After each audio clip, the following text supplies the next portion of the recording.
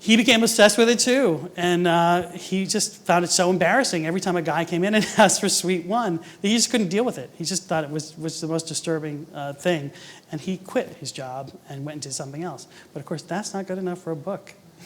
For a book, something else has to happen. So I promised to explain to you how it is that Google helped make SoMa a bestseller. And this has to do with how books are published and how they get out into the public. One of the things about writing a book about like SoMa, which takes you into kind of an edgy storyline, is that it's very difficult. First of all, it's very difficult for any novel to get the attention of the literary establishment, especially a novel by a newcomer like me, somebody who's never published anything before. That's number one. Number two, if you write a book that's kind of dirty, they're not going to review you. And I had done my homework ahead of time and realized that the New York Times book review just didn't review books like mine. They just didn't give them any attention. They tend to, I think, stereotype what these books are really saying or don't want to pay attention to them in any meaningful way. So I knew that my chances of getting into the mainstream literary establishment and getting them to read my book and review my book and talk about my book was very unlikely. So I decided I needed to kind of take my pitch directly to the people. And of course, what could be more democratic or be a more effective way to do that than through the internet? And so what I did was I actually, at the same time that the book came out, I produced a series of videos that ran on YouTube that actually took readers to the real life places that are the inspiration for the book. So if we can, we're going to look at one of those videos right now. Everyone thinks they know San Francisco. We've got the Golden Gate Bridge, the cable cars, and those colorful auditoriums. But there's another side of San Francisco, SoMa. Here in San Francisco, not everything is as it appears at first glance. Often there's something going on just beneath the surface.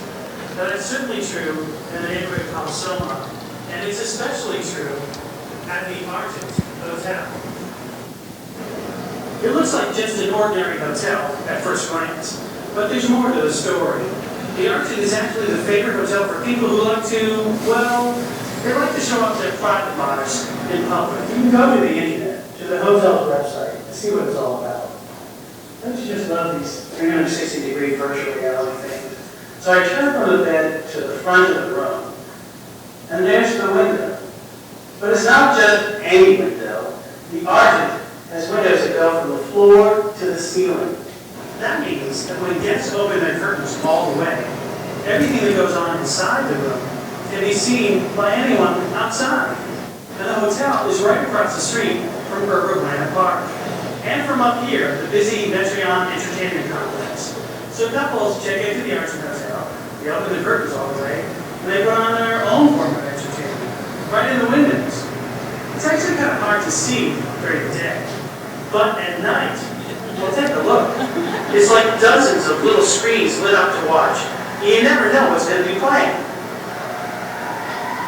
In the novel SoMa, a woman is lured to the Argent Hotel, and she unwittingly puts on an embarrassing show for everyone out here to see. She didn't know the secret of the Argent Hotel. SoMa is full of secrets like these, things that happen in plain sight, but you don't see them until someone tells you where to look. Now that you know the secret, what do you think? I'd like to hear from you. And thanks for tuning in.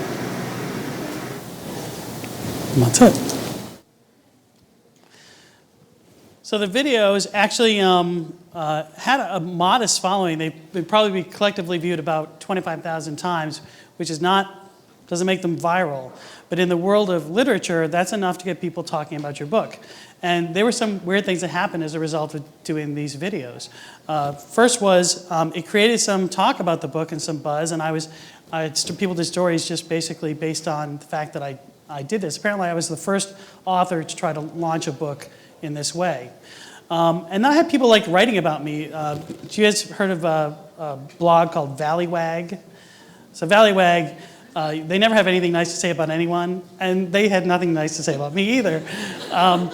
But it didn't matter because actually what's funny about Valleyway is they outed me because I write fiction under a pen name because I still work in the world of journalism. I always had a church and state idea about that. I'd write journalism under my given name. I use a pen name to write my fiction. So it's not a secret, by the way. It's even on Wikipedia. But that didn't stop Valleywag from outing me and exposing my true secret identity. But it was just funny because that, again, created more buzz about the book and made more people buy the book. So the weird thing is, here I am, a complete unknown, writing about this weird part of San Francisco, these weird little stories. And the first week that the book came out, it made the bestsellers list. And I have to think that that was because these videos came out at the same time. So thank you to Google for doing that and the Google YouTube universe, because I think it was got me some attention that otherwise, frankly, I wouldn't have received because of the nature of the book. If you have any questions, I'm happy to answer them.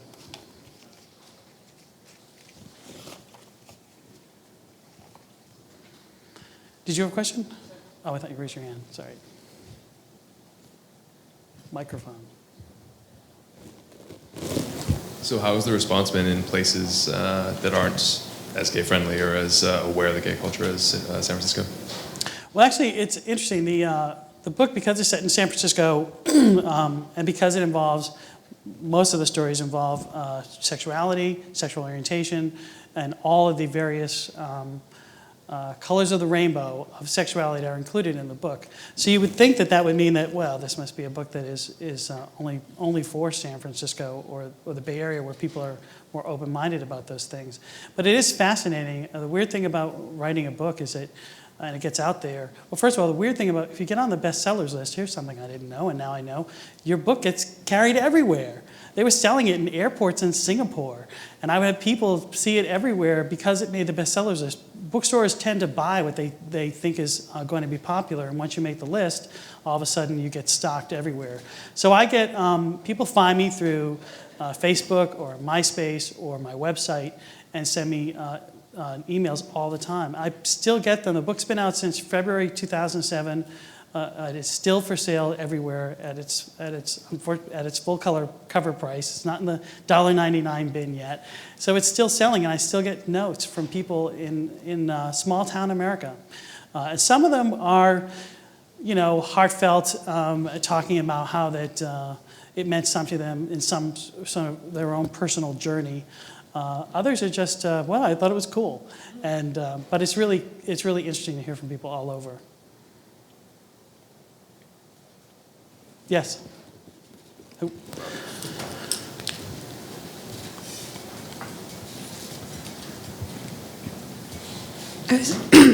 I was curious what kind of field research you did inside the city. Well, I think I gave the example about the BART, which was kind of almost unintended field research. There are certain parts of the book that I did actually go and experience for the sake of the book. I'll tell you one of the more embarrassing ones. Does anyone here know what a high colonic is? It's not a soft drink, it turns out. It's a procedure that's actually enormously popular in Europe and in Russia, where basically it's a cleansing thing for your digestive tract. I'll leave that to the rest of your imagination. And one of the characters in the book at one point becomes actually addicted to these things, which sounds a little weird, but actually was based on something I saw. A couple of actors who were on The Tonight Show were talking about how that they used high colonics in order to stay fit and trim all the time. So I thought, well, this sounds interesting, and I'll try this. So I went to this clinic in Pacifica. It was very earthy, crunchy, and I had the music and the zen and all the stuff going on. I went through this whole procedure, and they stick you up to this machine, and they basically clean you out.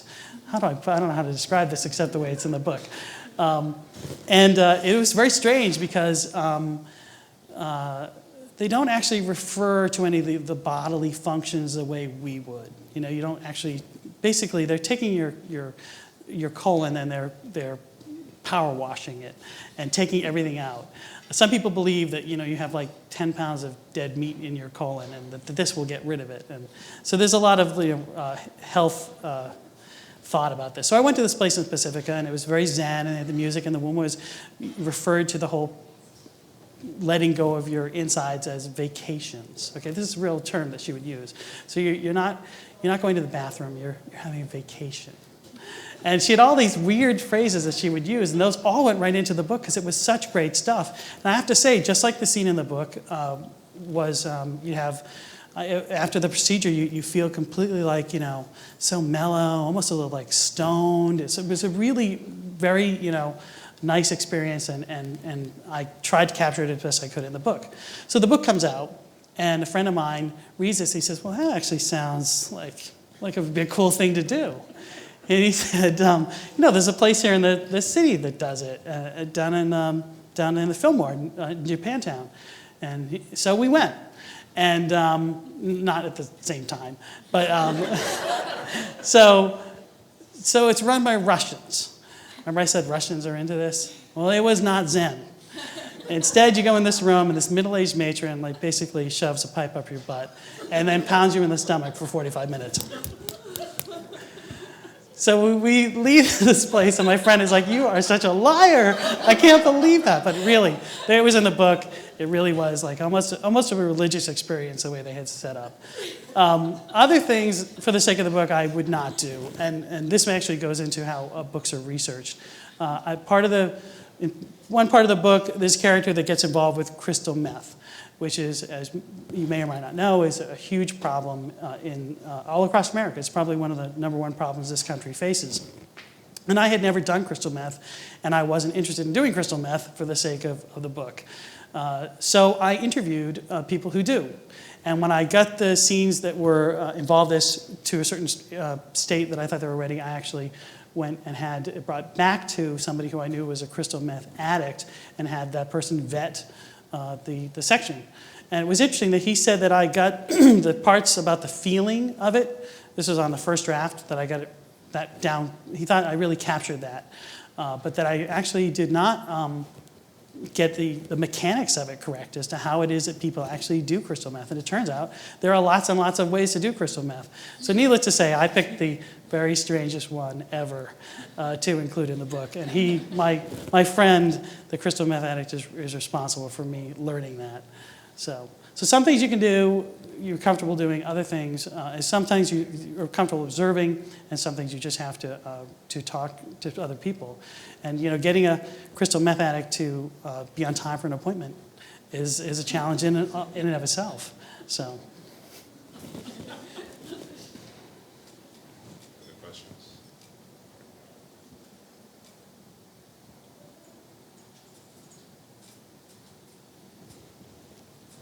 Okay. All right, well, thank you, everyone. Yeah, thank you thank for you. coming. I appreciate it. And thank you to Google and authors at Google. Thank you for supporting writers.